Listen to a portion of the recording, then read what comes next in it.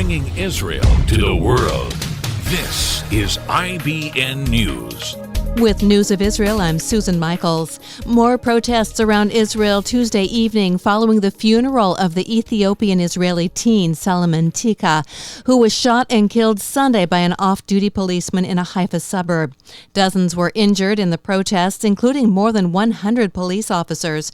Nearly 140 people were arrested as major roads and highways were blocked by the protesters who took to the streets throughout Israel, causing severe traffic jams.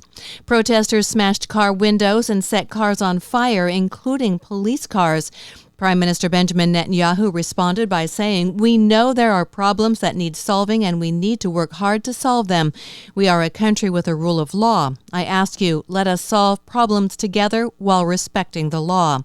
As many as 50,000 were stuck in traffic jams across Israel following those protests. Public Security Minister Gilad Erdan has warned that there will not be any tolerance for violence.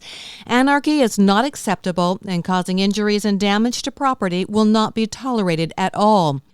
The community is protesting against what they see as discrimination against them because of the color of their skin, and they say 40 years of polite demonstrations have not gotten them anywhere.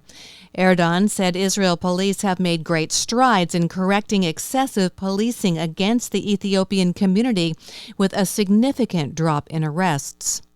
A new chairman of the Labour Party, veteran lawmaker Amir Peretz, has been elected for the second time. He succeeds Avi Gabai, who announced he would not be running again after the party's poor performance in the last elections. Peretz, who picked up 47% of the votes, was declared the next party leader in the first round of voting. He said his first act would be to unite the Labour Party with other center-left bloc parties, referring to Ehud Barak's new movement and the Meretz Party.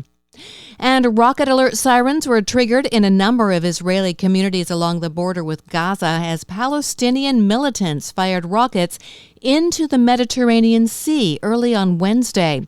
The IDF released a statement shortly after saying the sirens were a false alarm. I'm Susan Michaels. IBN, Israel Broadcast Network.